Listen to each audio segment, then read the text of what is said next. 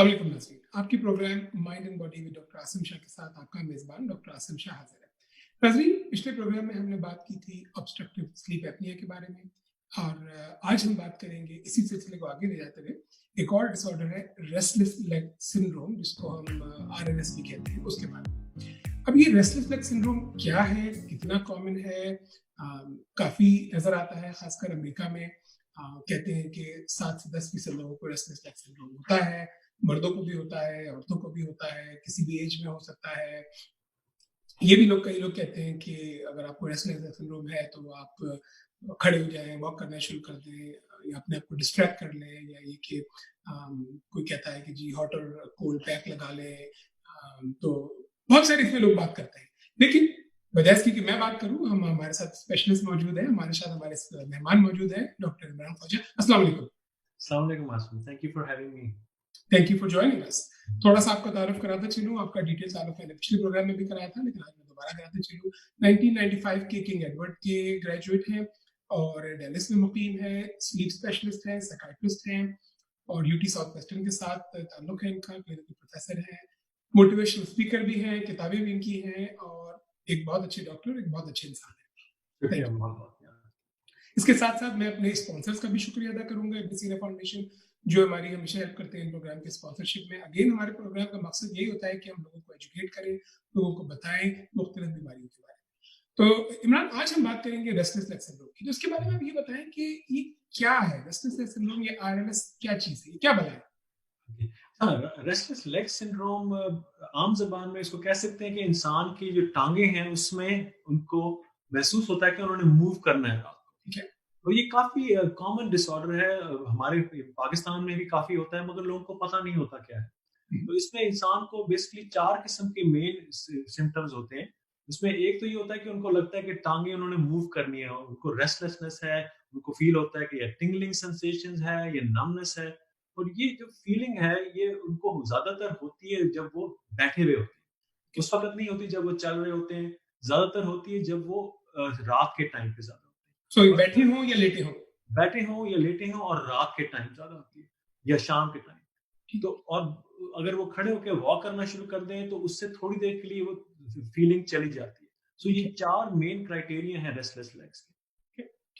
तो आपने बताया कि आपको एक अर्ज होती है टांग को मूव करने की और ये बैठने में या लेटने में होती है, वॉक करने में नहीं होती और शाम के वक़्त, रात के वक़्त ज़्यादा होती है और उसकी क्राइटेरिया भी आपने बताया व्हिच इज़ गुड। अच्छा, इसमें लोग ये कहते हैं कि अगर आप अपनी अटेंशन डिस्ट्रैक्ट कर लें तो ये बेहतर हो जाता है। कई लोग कहते हैं कि योगा कर लें या कोई क्रचेज़ इस्तेमाल कर लें। क्या उन सब चीज़ों से कुछ बेहतरी होती है? तो उनसे कुछ हद तक तो बेहतरी होती है। उनको हम कहते हैं बिहेवियरल ट्रीटमेंट्स होती हैं रेस्टलेस लेग्स की। उनमें ये किया लाइक होती है कि हॉट मसाज या कुछ ऐसा कर लें तो? हाँ, मतलब बाज़ का वार्म बाथ लेने से बेहतर होता है मगर अगर बहुत सीवियर है तो उसके लिए हमें दवाइयाँ यूज़ करनी पड़ती हैं। ठीक। मगर ये कि अगर एक्सरसाइज़ वगैरह कर रात को सोने से पहले थोड़ी बहुत एक्सरसाइज़ करें उससे भी बेहतर हो जाता है। डिपेंड करता है कि सीवियरिटी कितनी है। अच्छा, एक और चीज़ इसमें बड़ी, जो होम रेमेडीज़ की हम बात कर रहे हैं, घरेलू टोटकों के बारे में बात करें, हुँ, तो कई दफ़ा ऐसा होता है कि पोटेशियम कम होने से भी कुछ इस किस्म के ही सिम्पटम पैदा होते हैं और पोटेशियम आपको पता है केले में और खजूर में, डेट्स में बहुत होता है।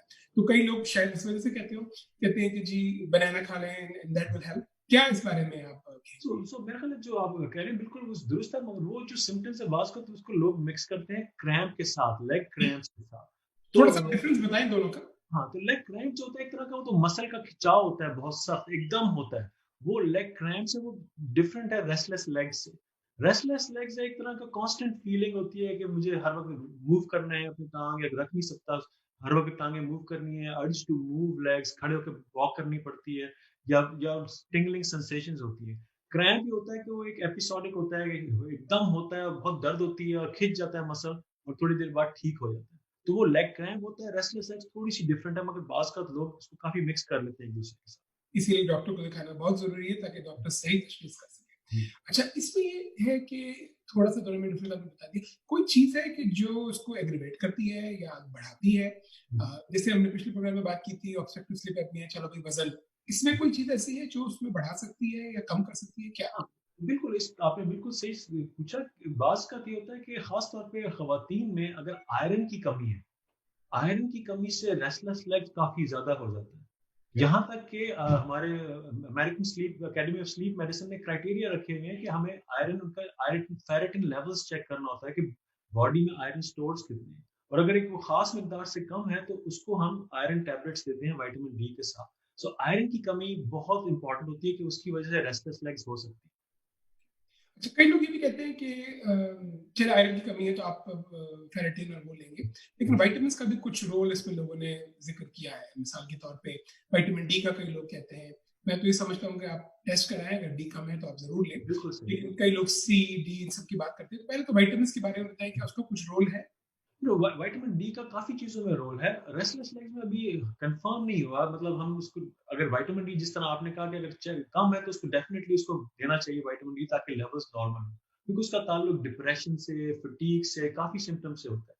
मगर इस वक़्त जो रेस्टलेस लेग्स है उसमें बाज़-औक़ात टाँगों के मसले में मैग्नीशियम वग़ैरह भी बाज़-औक़ात बंदे चेक करते हैं। ठीक। पोटेशियम जिस तरह आपने कहा वो भी चेक करते हैं। मगर जो मेन है वो यही है कि आयरन के लेवल्स चेक करना ज़रूरी है। क्योंकि अगर आयरन कम है, हमें पता है कि आयरन की वजह से रेस्टलेस बहुत लेग्स हो, कॉमन है, बहुत कॉमन है हम लोगों में। बहुत कम, बिल्कुल। अच्छा, फिर कई लोगों ने ये भी कहा कि डिहाइड्रेशन या पानी कम पी रहे हैं उस वजह से भी हो सकता है। क्या उसमें कुछ सदाकत है? उसमें अब उसका मुझे इतना इल्म नहीं, मगर मेरा ख्याल है डिहाइड्रेशन की वजह से काफ़ी क्रैम्प्स वगैरह तो डेफिनिटली जी, होते हैं, तो और वो पोटेशियम की वजह से शायद। एग्ज़ैक्टली बिल्कुल उसका ताल्लुक तो है, मगर इतना गहरा ताल्लुक नहीं जिस तरह आयरन के साथ। अच्छा, इसमें कई लोग कहते हैं कि हम आइबुप्रोफेन, ब्रूफेन, मोट्रिन, एडविल जो भी आप उसका नाम लें, वो खा लें तो क्या उससे कुछ बेहतरी आ सकती है? सो आयरन जो आइबुप्रोफेन वगैरह हो सकता है, अगर उनको दर्द बाज़ का तो रेस्टलेस लेग्स में दर्द का सिम्पटम भी होता है, उसमें तो बेहतरी आ सकती है, मगर बाज़ का हमारे जो पाकिस्तान में या अमेरिका में भी लोग इस तरह की दवाइयाँ खाते हैं, मिसाल के तौर पे जो टाइलेनॉल पीएम होती है, उसमें एंटी हिस्टामिन्स होती हैं, बेनाड्रिल, उन चीज़ों से एक्चुअली रेस्टलेस लेग्स खराब होता है और ज़्यादा होता है। मतलब ये नहीं कि अगर कोई बंदे को नींद नहीं आ रही, वो ओवर द काउंटर दवाई खाएगा, उसमें एंटाइहिस्टामिन है, जिस तरह बेनाड्रिल है या डायफेनहाइड्रामीन है, उसकी वजह से रेस्टलेस लेग्स और ज़्यादा खराब होता है। ठीक। और फिर आजकल एक और बहुत ज़िक्र आ रहा है सीबीडी ऑयल। हुँ, हाँ, हुँ। उसका कुछ इसमें रोल है? उसका अभी तक तो स्टडीज़ ने तो प्रूव नहीं किया, मगर सीबीडी जो है उसमें उसका कोई रिलेशनशिप होता है, बाज़ का नींद बेहतर कर देता है थोड़ी-सी, या फिर आप एंग्ज़ायटी वगैरह कम करता है। मगर अभी तक जो एक्सपर्ट्स हैं वो यही कहते हैं कि अभी तक कन्फर्म नहीं है कि उसको यूज़ करना चाहिए, तो हम रिकमेंड नहीं कर रहे कि वो यूज़ करें। बाज़ मरीज़ आते हैं, वो यूज़ कर रहे होते हैं, तो हम उनको मना भी नहीं करते, मगर उनको हम खुद रिकमेंड नहीं करते। ठीक। अच्छा, आपने आयरन की बात की, आयरन पे खासकर आपने जोर दिया, तो कई खाने की हमारे ग़िज़ा में ऐसी चीज़ें हैं जिनसे आयरन बढ़ सकता है। कई लोग कहते हैं आप लिवर ले लें या पालक खा लें, या पालक खा लें, जो बिल्कुल। डार्क लीफी ग्रीन वेजिटेबल्स हैं, या ब्लैक आइड पीस है, या दालें हैं, या कुछ, तो उस बारे में आप कुछ बताएँगे? कुछ ग़िज़ा एस्पैरेगस है, हाँ। कुछ ग़िज़ाएँ ऐसी हैं जिससे कि आयरन में फ़ायदा हो सकता है? Absolutely.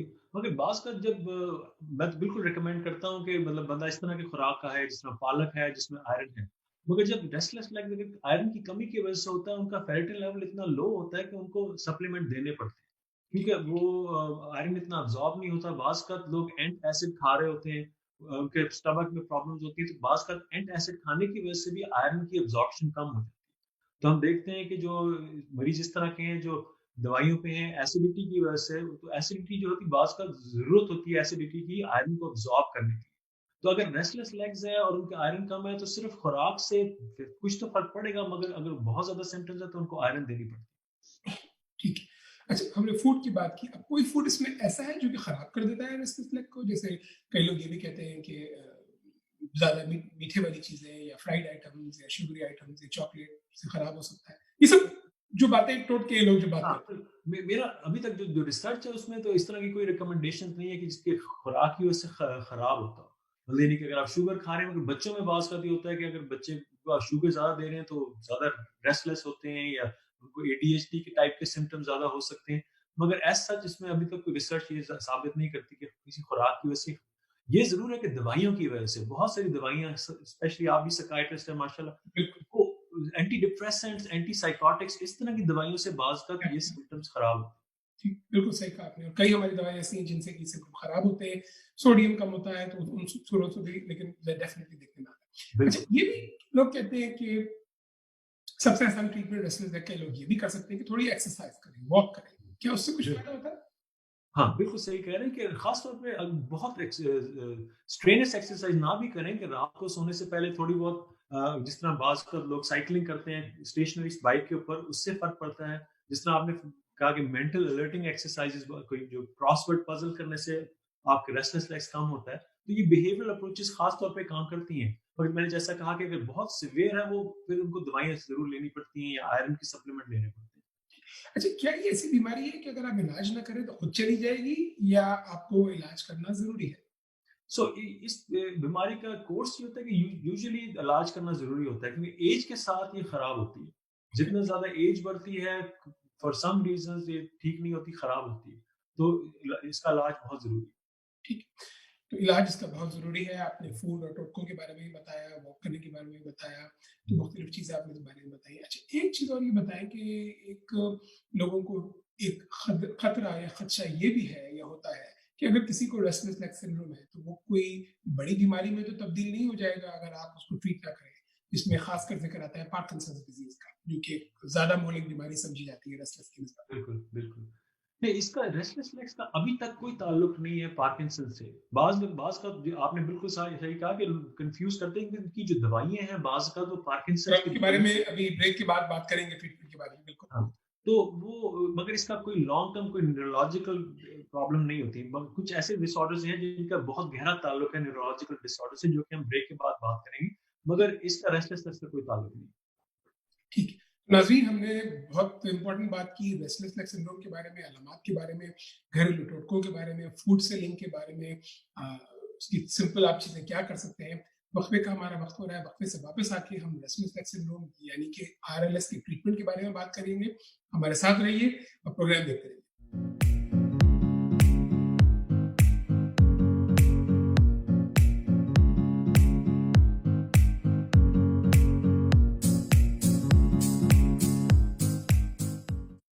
We have expanded our clinics from one small clinic to 7 community clinics across the greater Houston and Port Arthur areas. My name is Dr. Spencer Wood, and our goal is to provide high quality, affordable care for the community. इब्न सिना में primary care doctors के अलावा बहुत सारे specialist भी available है, जैसे कि cardiology, dermatology, psychiatry, podiatry, neurology, nephrology और दीगर स्पेशलिस्ट मौजूद है जो आपकी सेहत की टेक केयर कर सकते हैं। We are providing services like preventive care, including exams and dental cleanings. Counseling and psychotherapy.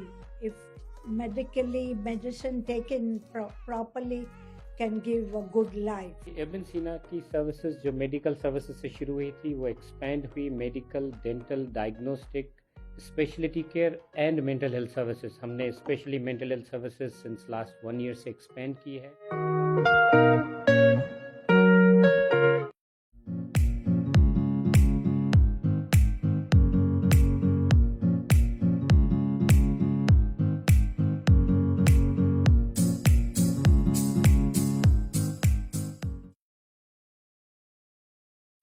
Welcome back नाज़रीन।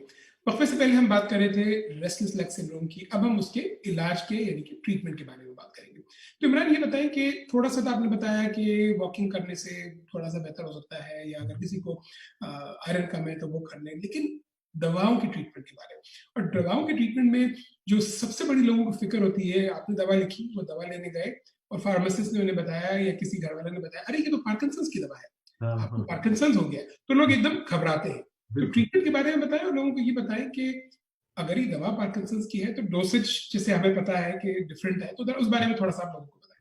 नहीं, बिल्कुल जो मेन ट्रीटमेंट्स हैं दवाइयाँ जो इनमें एक डोपामाइन एगोनिस्ट मेडिकेशंस होती हैं जो कि पार्किंसंस के लिए अप्रूव हैं। तो जब हम बाज़ का मरीजों को देते हैं तो वो परेशान होते हैं कि हमें पार्किंसंस तो नहीं है।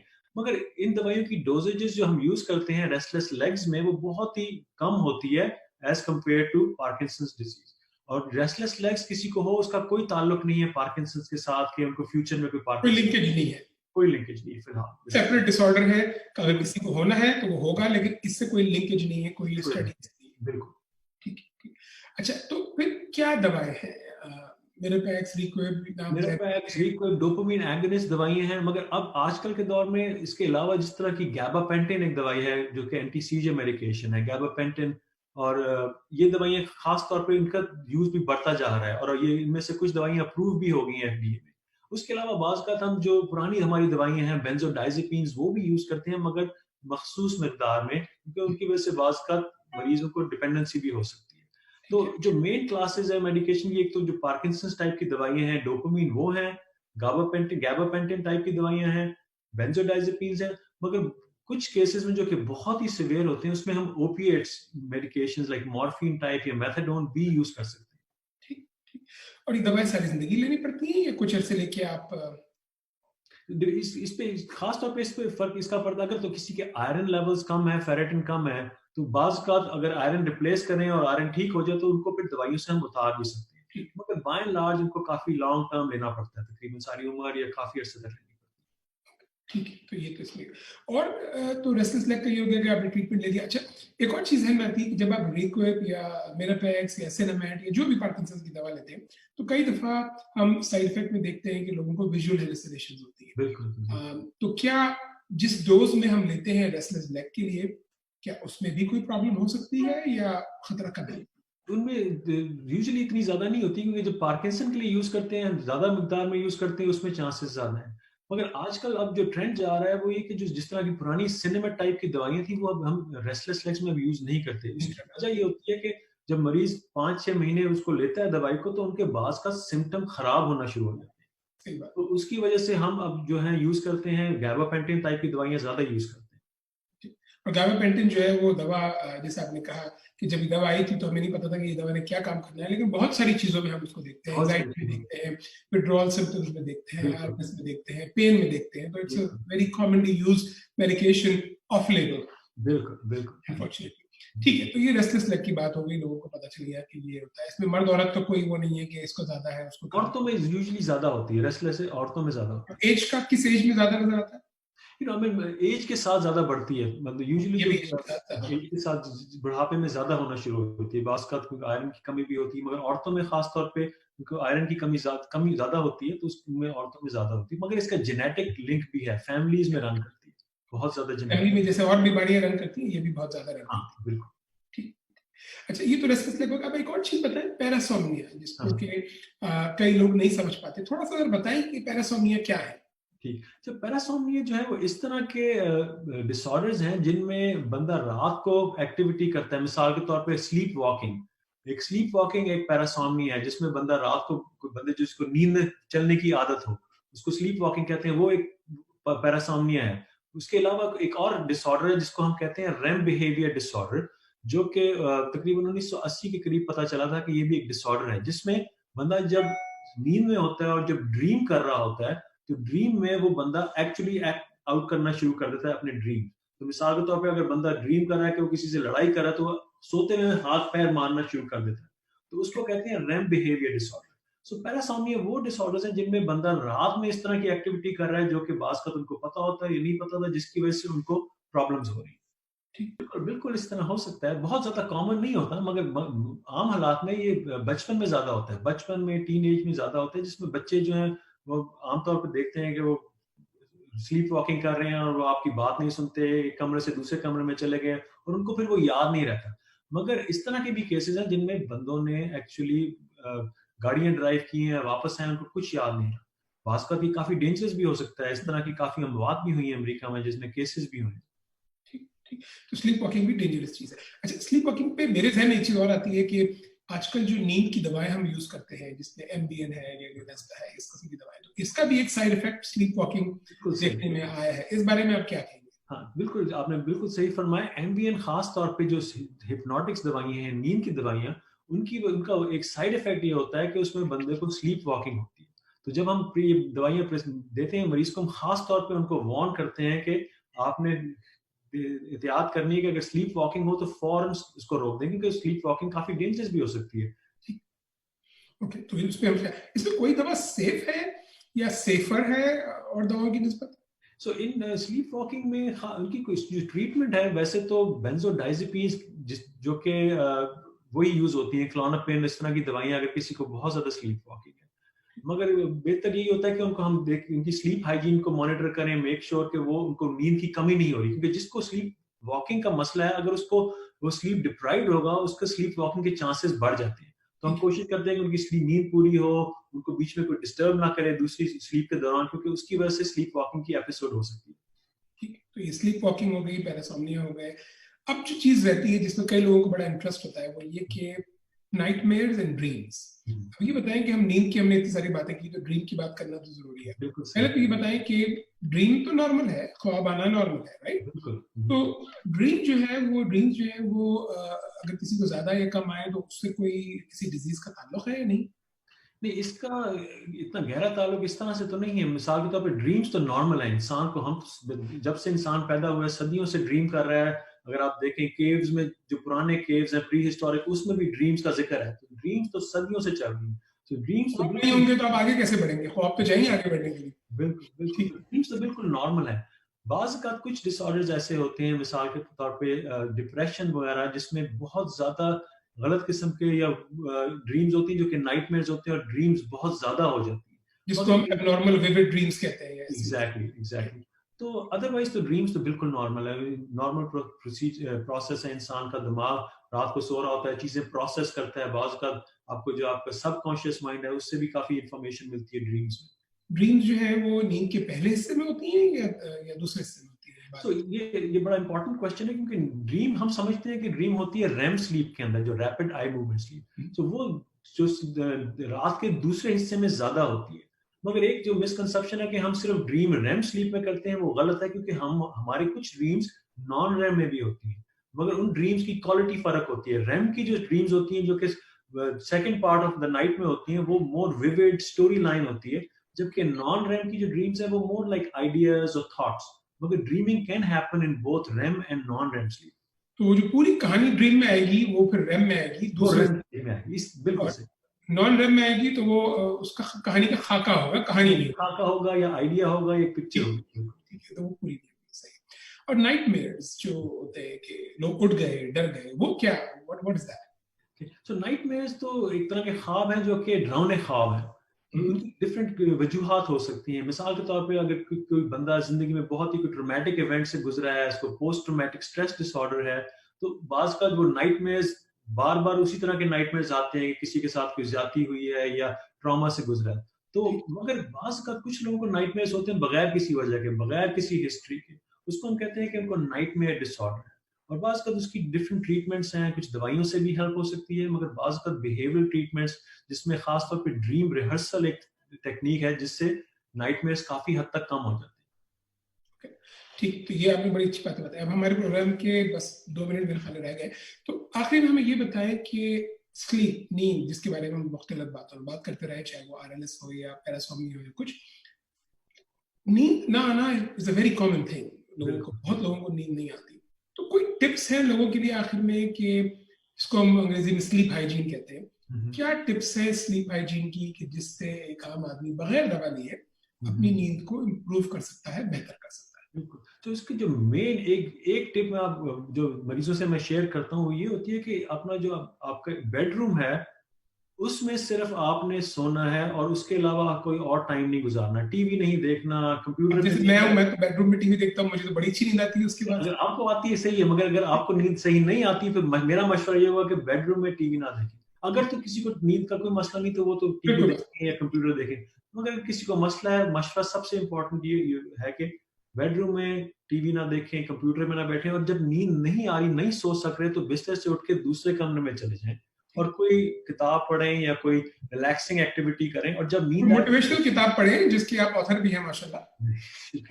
मगर ये कि इस तरह की किताब पढ़ें जो कि बहुत ज्यादा एक्टिवेटिंग ना हो, या टीवी ना देखें जिससे आपका दिमाग एक्टिवेट हो, इधर उधर बढ़े। ठीक है, सही है। तो ये आपका अच्छा। फिर कई लोग कहते हैं कि गर्म दूध पी लो या वार्म शावर ले लो या टेम्परेचर चेक करो, ये सब चीजें करनी चाहिए क्या? जैसे हाँ बिल्कुल, कि अगर आप मतलब बंदा दूध पीता है उसमें ट्रिप्टोफैन वगैरह ज्यादा होता है, उससे बाज़ का सूदिंग इफेक्ट होता है, उससे भी नींद बेहतर आ जाती है। वार्म बाथ लेने से फर्क पड़ता है। मगर किसी को बहुत सिवियर इंसोम्निया है तो उसके लिए कॉग्निटिव बिहेवियरल थेरेपी, जो जिसका मैं बता रहा हूँ कि सीबीटी है, वो बहुत इफेक्टिव है। ये सब जो बीमारियां हैं ये ट्रीट हो सकती हैं, इनके बहुत अच्छी ट्रीटमेंट मौजूद है, बड़े अच्छे अच्छे डॉक्टर मौजूद हैं, दवाएं हैं जो निस्बतन बहुत सेफ है। अपना ख्याल रखें, प्रोग्राम देखते रहें। हम आपको इसी तरह प्रोग्राम में नई बीमारियों के बारे में बताते रहेंगे। हमारा जो गोल है वो ये कि आपको एजुकेट करना और आपकी जिंदगी और आपकी सेहत को इम्प्रूव करना। अगले प्रोग्राम तक के लिए अल्लाह हाफ़िज़।